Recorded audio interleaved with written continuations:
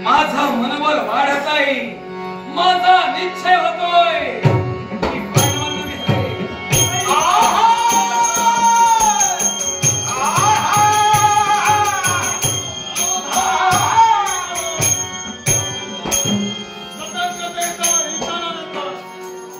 आपलं उद्दिष्ट फक्त एकच आहे, अश्वाला मुक्तता दिली पाहिजे.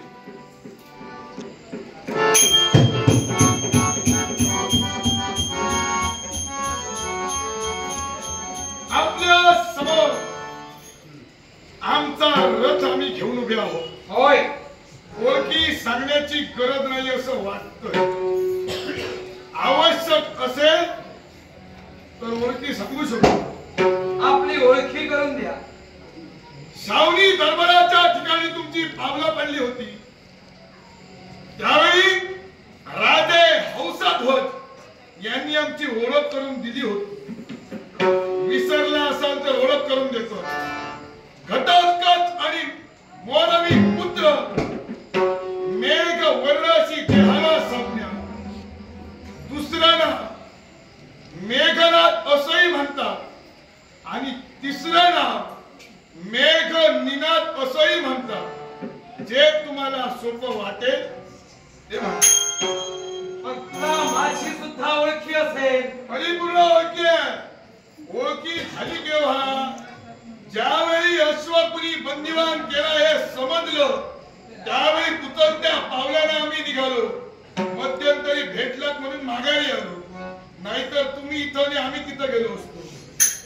पण हे घडलं नाही, कारण मार्गात मिळालं म्हणून पुनश्च आम्ही श्रावणी दरबारी आलो. पण सांप्रत माझी पावले थोडं खा पडली असते. कशासाठी? जो अश्व तुम्ही बंदिवान केला त्या अश्वाची मुक्तता करण्यासाठी पावलं पडली. हे मेघवर्ण छावणी दरबाराच्या ठाई हा बब्रुवाहन धनुर्धारी पार्थांना शरण आला होता. त्याच वेळी मी अश्वाची मुक्तता केली असती, पण तिथं तुम्ही माझ्या मातेचा अपमान केला. म्हणून मला अश्वाची मुक्तता करायची नाहीये. आणि अश्वाच्या मुक्ततेसाठी तुम्ही इथं आला असाल तर माघारी चला म्हणतो.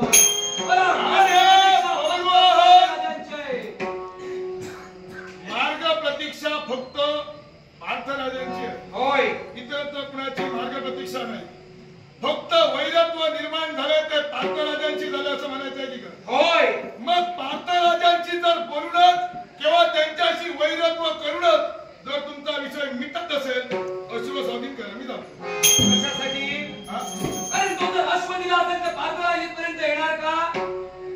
पार्थराज अश्व नेण्यासाठी येतील असं तुला वाटतंय? होय, मला वाटत नाही. का? कारण अश्वाच्या मुक्ततेसाठी मी आलोय म्हटल्यानंतर अश्व ते नेण्यासाठी येणारच नाही. मी घेऊन जाणार. म्हणजे एवढा तुझा पराक्रम आहे.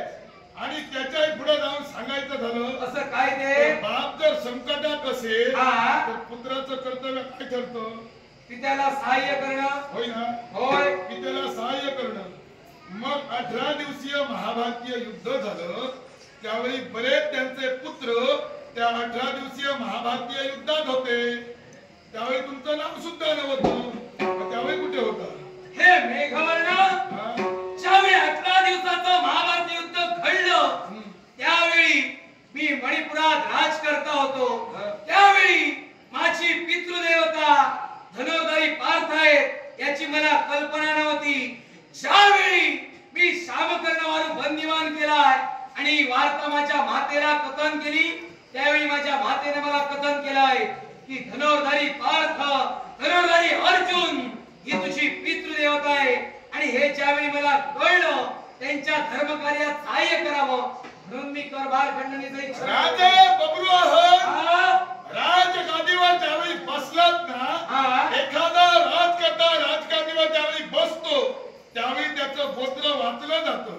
तुमचं काय झालं? राजगादीवर बसण्याची धुंदी तुमच्या डोक्यात होती. त्यामुळे ज्यावेळी तुमचं गोत्र वाचलं त्यावेळी तिथं तुमचं लक्ष नव्हता. आणि त्यामुळे तुमचे पिताश्री हे पार्थराज आहे हे तुम्हाला ज्ञात नसल्या कारणानं हा तुमचा राज्य कारभार सांभाळण्यासाठी गोंधळ तुमचा उडालेला आहे. राज्य कारभार सांभाळण्यासाठी मी इथपर्यंत राहिलो,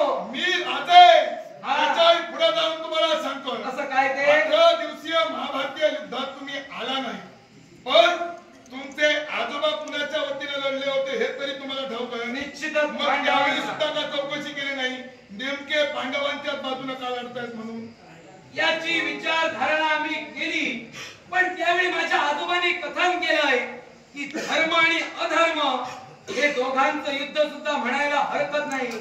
ज्या बाजूनं गोपाल कृष्ण आहे त्या बाजूने मला लढण्याची इच्छा आहे. म्हणून एवढंच नव्हे तर ज्यावेळी धर्मराज युधिष्ठिरांनी राजसूय यज्ञ केला होता त्यावेळी सुद्धा राजे चित्रवाहन यांनी त्यांना सहकार्य केलं होतं. ते सहकार्यातून आता जपण्यासाठी आमचे आजोबा पांडव कटकात सामील झाले. काय चुकलं राजा? काय चुकलं ते सांगण्यासाठी सांग.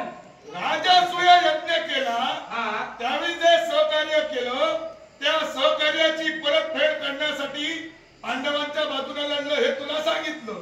मग पांडव कटकातील तृतीय पांडव धनुर्धारी पार्थ हे तुला सांगायला कसं काय विसरले?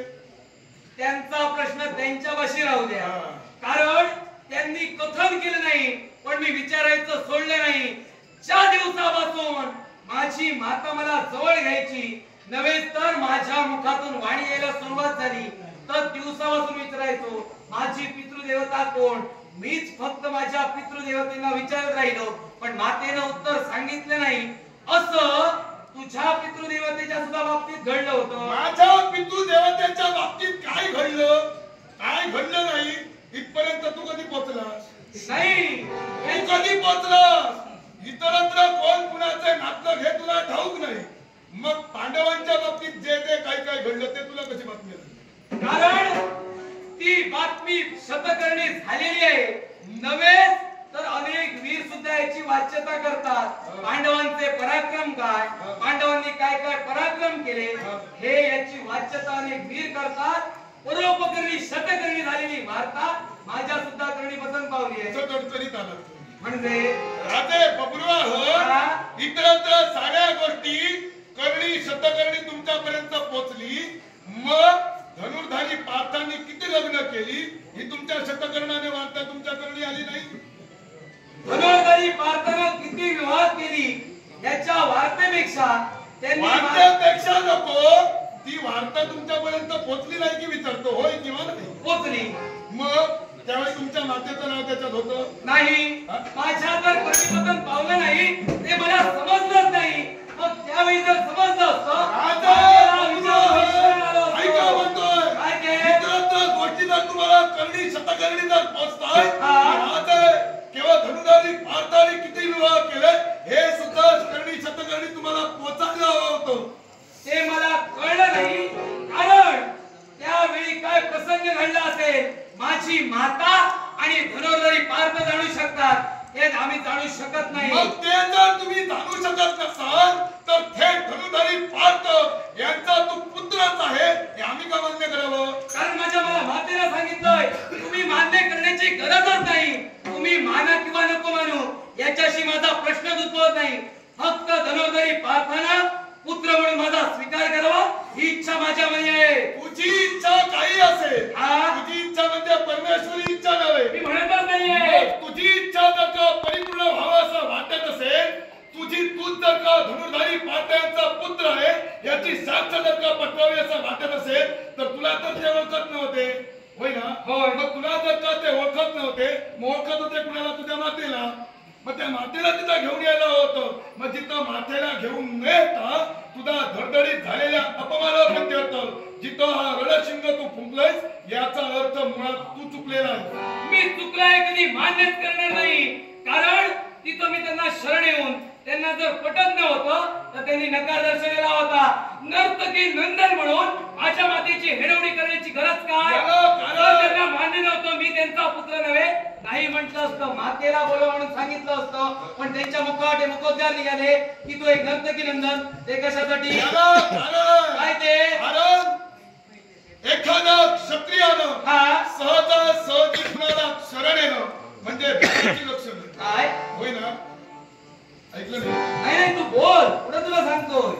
जो क्षत्रिय सहजासहजी एखाद्याला शरण येतो ती धनाची लक्षणं. तू जर धनुर्धारी पार्थांचा पुत्रच आहेस मग इतरत्र सुद्धा त्यांचे पुत्र होते जे वीरगतीला योग्य ठरले. ते रणांगणाच्या ठिकाणी अंगात रक्ताचा थेंब असेपर्यंत कुणाला शरण आले नाही. मग ते क्षत्रिय म्हणावे की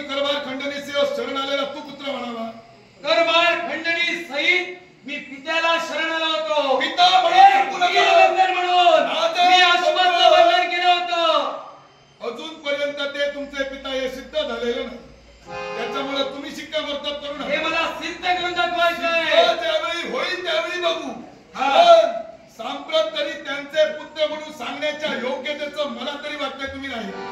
कारण तुम्ही जर हा अश्व बंदिवान केला असता आणि क्षत्रिय धर्माला अनुसरून जर युद्ध जर का तुम्ही पुकारिलं असतं, ते द्वंद्व जर तुम्ही केला असता तर निश्चितच त्यांचा पुत्र म्हणून त्याने तुमचा स्वीकार केला असता. म्हणजे तू वीर आहेस, तू वीर आहेस.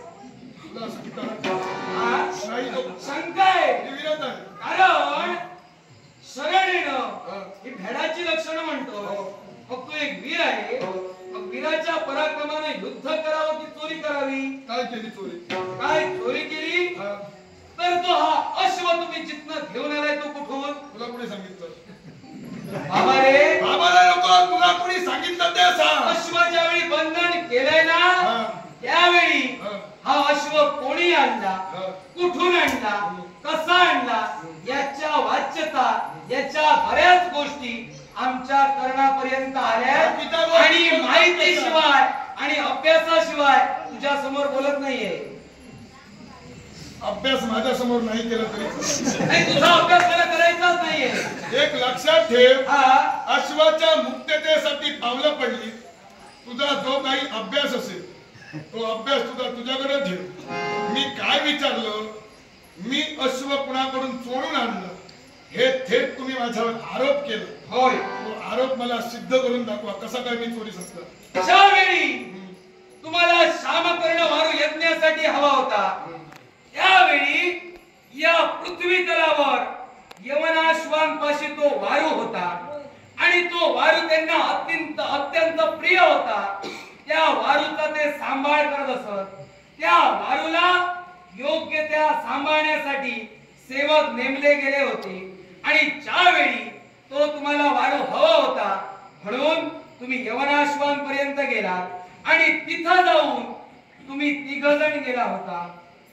भीम, ऋष्यकेतू आणि मेघवर्ण म्हणजे तुम्ही तिघ तिथं गेला होता आणि ज्यावेळी तुम्ही तो अश्व आणण्यासाठी तिथं गेला होता, औक्षणी सैन्य त्या अश्वाच्या रक्षणासाठी तिथं तैनात होतं. त्यावेळी तुम्ही मगरीचं रूप धारण केलात, त्या तलावात वास्तव्य केलात आणि ज्यावेळी तो शामकर्ण अश्व तिथं तो पाणी पिण्यासाठी तिथपर्यंत आला त्यावेळी तुम्ही त्या अश्वाला स्वतःच्या पाठीवर घेऊन पळून गेलात. मगरीचं रूप घेऊन पळून गेलो? होय. हे तू ऐकलं? साधारण हे कुणी सांगितलं?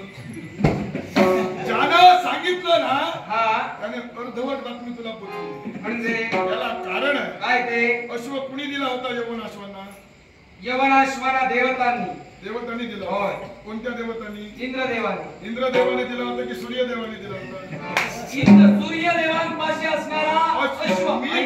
ऐका, अश्व मी घेऊन आलो, त्यामुळे तुम्ही आता शिकवू नका. ऐका, हा शामकर्ण वारू तुम्हाला सांगतो. राजे, आता जिथं इंद्रदेवाने सांगितलं तिथं फुकट गेलं. नाही, मी का बोलत नाही सुद्धा तुम्हाला पटवून देतो. पटवून देऊ नका, आता सांगतोय ते ऐका. याच्या नंतर कोणी विचारलं तर सांगायला बरं. राजे, केवळ सूर्यदेवाचा रथ राजे यवनाश्वांच्या राज्यावरून जात होता, नित्य नियमानं जात होता. मग तो जाणारा रथ आपल्या राज्यावरून जातोय याचा राजे यवनाश्वांना क्रोध आला आणि म्हणूनच सारी तटबंदी उंचावण्यासाठी राजे यवनाश्व तत्पर ठरले. यवनाश्व तत्पर ठरल्यानंतर इंद्र ज्यावेळी सूर्यदेवाचा रथ तिथून जात होता त्यावेळी त्याचा तो रथ त्यांच्या त्या बांधलेल्या तटबंदीला अडकला आणि त्यावेळी त्यांच्यात महाद्वंद्व झालं. ज्यावेळी यवनाश्वांचे पराक्रम त्यांनी पाहिले, सूर्यदेवानी पाहिले, इंद्रदेवानी नव्हे, सूर्यदेवानी ज्यावेळी पाहिलं त्यावेळी सूर्यदेवानी त्यांच्या प्रसन्न होऊन हा शामकर्ण अश्व राजे यवनाश्वांच्या स्वाधीन केले. राजे पुढे आहे, अजून आहे. यवनाश्वांना स्वाधीन केल्यानंतर त्यांना सांगण्यात आलेलं होतं या अश्वाला वार धरून दिलेले होते. त्याच वेळी त्या तलावापाशी नेऊन त्याला जलप्राशन करण्याची अनुमती होती. जो दिवस चुकला त्यावेळी त्यांना मी उचललं. काय असं जर मन असेल नाही सत्य सांगतोय. या अश्वाची निर्मिती कुठे झाली? तुम्ही ऐकलेलं सांगता. या अश्वाची निर्मिती कुठे झाली? तुझा म्हणजे तुम्हाला माहिती नाही? माहिती नाही असं समजते. सूर्यापाशी होता एवढंच तुला माहिती आहे? निर्मिती झाली कशी ती तू सांग. एवढं सांगितलं म्हटल्यानंतर तुला एवढंसं पुरेसं आहे. त्याच्या पुढचं जर माहिती असेल नंतर जर ठाऊक नसेल तर माहिती आहे ते सांग. हा अश्व देव सभेत निर्माण झाला. हा अश्व इंद्रापाशी होता आणि या विश्वाच्या ठाई ज्यावेळी देवसभा भरली गेली होती त्यावेळी दक्ष प्रजापती पिता ब्रह्मा यांच्या डोळ्यातील बुबुळ हे त्या ठिकाणी पडलं आणि ज्यावेळी ते पडलं त्यावेळी त्यातून एक अश्व निर्माण झाला आणि तो अश्व समस्त देवतांना त्रस्त करत होता. त्या अश्वानं समस्त देवतांना सळो की पळो करून सोडलं. असा तो उधळणारा अश्व तो श्यामकर्ण वारू हा इंद्र सभेत निर्माण झाला होता आणि ज्यावरती तो निर्माण झाला होता अधिकार त्यावर इंद्राचा होता आणि श्यामकर्ण वारू हा इंद्राच्या अधिकाराचा आहे. म्हणून मी तुला सांगितलं तो इंद्राचा अश्व होता. हा बोलला चार फार. हा छान बोललं पण ज्याचं नाव सांगितलं ते चुकीचं सांगितलं. तुम्हाला सांगतोय तुम्हाला काय वाटलं? काय वाटलं? अश्वमेध यज्ञ करतोय म्हणजे उपट चुंबासारखे फिरतो की काय? तुम्ही अश्वमेध यज्ञ काय? ब्रह्मदेव हे इंद्र दरबारात राहत नाही ते सत्य लोकात राहतात. माहितीये? मग त्यावेळी सत्य लोकात ब्रह्मदेवांना अहंकार निर्माण झाला. अहंकार काय असेल तर या विश्वाची उत्पत्ती हा विरंचित करतोय. मी आहे म्हणून हे समस्त विश्व आहे. मी आहे म्हणून ही जीवसृष्टी आहे. म्हणून त्यांना अहंकार निर्माण झाला आणि तो अहंकार ज्यावेळी निर्माण झाला त्यावेळी त्यांचं डावं बुबुळ त्या सत्य लोकात पडलं. सत्य लोकात पडल्यानंतर त्या बुबुळानं अश्वाचं रूप धारण केलं. अश्व सत्य लोकातच फक्त थैमान घालू लागला आणि ज्यावेळी सत्य लोकात थैमान घालत असताना तिथं असणाऱ्या ऋषीवर्यांनी त्यांच्या मुखातून शब्द बाहेर पडले की हा अहंकार रूपी अश्व जो निर्माण झालेला आहे त्या अश्वाचं मेदन करा. तो पहिल्या प्रथम अश्वमेध सत्यलोकात झाला. ब्रह्मदेवांचं बुबुळ पडलं. त्या बुबुळाचं इंद्रदेवानी अश्व सांभाळला आणि तो मृत्यूलोकात सोडलेला नव्हे. तो पहिल्या प्रथम अश्वमेध सत्यलोकात झाला. देवेंद्रांनी सांभाळलाय नाही. सत्यलोकात झालेला निर्माण झालेला अश्व देवराजींना का सांभाळली? कारण देवतांची संपत्ती देवराज देवेंद्रांपाशी होती. अहंकार तुझ्या मुखातून मुखोद्गार निघाले. अहंकार रूपी निर्माण हा प्रथम अश्वमेध देवतांनी केला. या मृतभूमीवर अश्वमेध प्रथम कुणी रे केला? तू सांग. नाही तुला विचारतोय कुणी केला? तुला माहित नाही म्हणून सांग. मग मी सांगतो. मला माहिती आहे. विचारू नको. प्रश्न करतोय. तुला जर माहिती असेल तर विचारू नको. पण मी जर त्याला सांगितलं मी ऐक तर तो अश्वमेध का घडला याची वाचा केली पाहिजे. मी जर अश्वमेध कुणी केला हे सांगितलं अश्व सोडा नाही बोलू नका. पण मी जर ते सांगितलं ऐक मी जर ते तुला सांगितलं तू माघारी जाणार? तुझ्या उत्तराची गरजच नाही मला. का? तुझ्या उत्तराची गरज नाही. ज्या अर्थी ब्रह्मदेवांच्या बुबुळापासून निर्माण झालेला अश्व देवराज इंद्राने सांभाळला म्हणून सांगतोय याच्यावरून तुला काय ठाऊक आहे ते मला समजलेलं. माझ्या बुद्धिमत्तेची परीक्षा घेऊच नकोस. बुद्धिमत्तेला विचारतोय प्रथम अश्वमेध कोणी केला? बुद्धिमत्तेची तुमच्या आता क्यू येऊ लागली. याला कारण जिथं शावनी दरबारात आला तिथं तुमची बुद्धिमत्ता संपली. म्हटल्यानंतर तुमच्या बुद्धिमत्तेचं मला तरी सांगू नका. जिथं शावणी दरबारात आलो होतो तो पांडवांना शरण म्हणून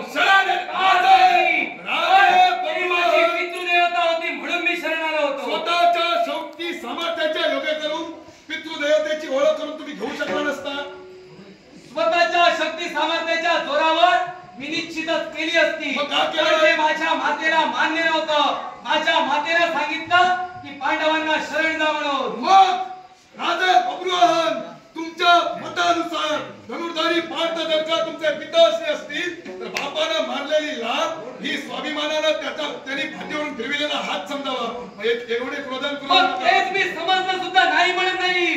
पण पण ज्या छावणी दरबारात माझ्या मातेचा अपमान झाला तिथं का म्हणून मी तुम्हाला सहकार्य करावं? मातेचा अपमान पिताश्रीनीच केलं, इतरत्र कोणी त्रयस्थ व्यक्तीने केलं पण नाही. तिथं समस्त वीर होते, समस्त वीरांसमोर माझ्या मातेचा अपमान का म्हणून करावा? मग समस्त वीरांसमोर त्यांचा पुत्र म्हणून तुम्ही केला असताना सरभर खंडणीसह शरणाला हेच मुळी त्यांना मान्य नाही. मग हे जर का माझं मान्य नसेल त्यांनी सांगितलं पाहिजे होतं नक्की माझ्या मातेची हिणावणी केली पाहिजे होती. हे त्यांचं चुकलं म्हणून हे रणशिंग फुकला. बापाचं चूक आहे सांगण्यासाठी अजून बापाला शिकविण्याचे दिवस पोराचे आलेले नाही. ज्यावेळी पोराचे दिवस येतील त्यावेळी पोराला शिकवावं. धनुर्धारी पार्थ हे जर तुम्हाला पटवून द्यायचं असेल तर त्याच्यासाठी माता एक पर्यायच होती, इतरत्र कोणत्याही गोष्टी पर्याय नव्हत्या. पण माझ्या मनाला जो पर्याय योग्य वाटला तो मी तिथं सादर केला. माझ्या मनानं मी पार्थराजांना शरण गेलो. काय चुकलं? तुमच्या मनाला जिथं केलं तिथं तुम्ही चुकलं. अर्थात अश्वाच्या मुक्ततेसाठी जो आला अश्वाची मुक्तता कदापि होणे नाही. अश्वाची मुक्तता जर का झाल्यास आहे शक्ती समाजाच्या आहा